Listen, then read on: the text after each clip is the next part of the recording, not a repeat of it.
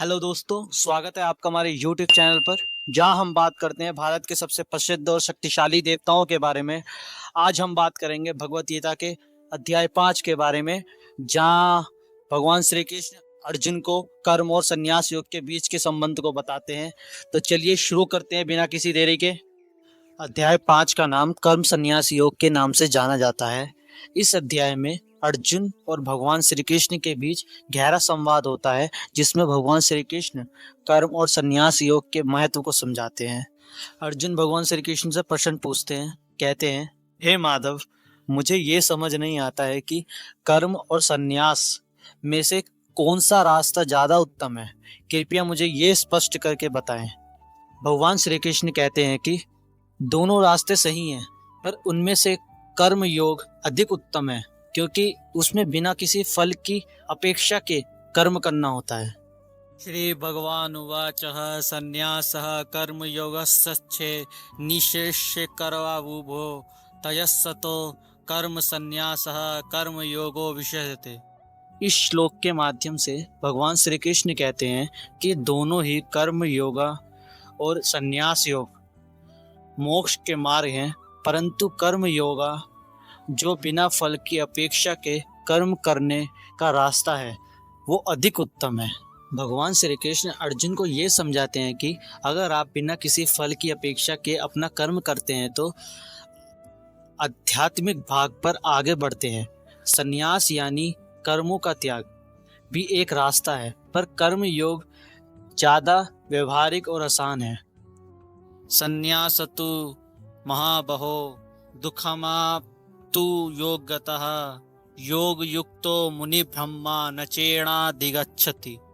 इस श्लोक के माध्यम से भगवान श्री कृष्ण अर्जुन को कहते हैं कि हे अर्जुन, बिना योग के संन्यास करना मुश्किल है, पर योग युक्त व्यक्ति जल्दी ब्रह्मा को प्राप्त कर लेता है।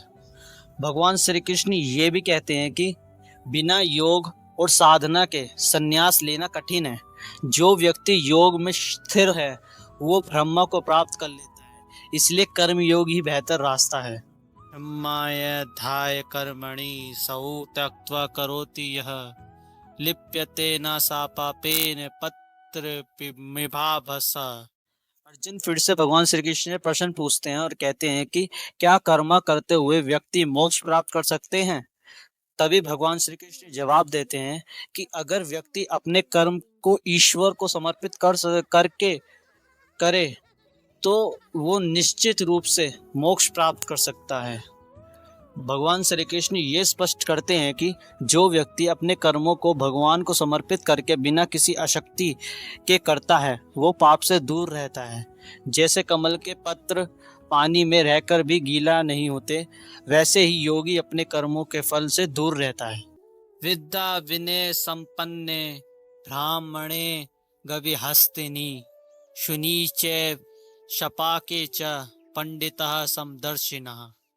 भगवान श्री कृष्ण इस श्लोक के माध्यम से ये कहते हैं कि जो व्यक्ति विद्या और विनम्रता से संपन्न होता है वो ब्रह्मा, गाय, हाथी, कुत्ता और चंडल में समदृष्टि देखता है।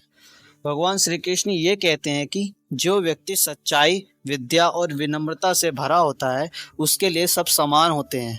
उसके मन में भेदभाव नहीं होता और वो सब में एक ही आत्मा को देखता है। तो दोस्तों, ये था भगवत गीता के अध्याय 5 का सार। इस अध्याय में हमने कर्म और संन्यास के बीच के संबंध को समझा है और जाना भी है कि किस प्रकार योगा ज़्यादा महत्वपूर्ण है। अगर आपको यह वीडियो पसंद आया हो तो लाइक करें, शेयर करें और हमारे चैनल को सब्सक्राइब करें। अगले एपिसोड में हम अध्याय 6 के बारे में बताएंगे। तब तक के लिए जय श्री कृष्ण।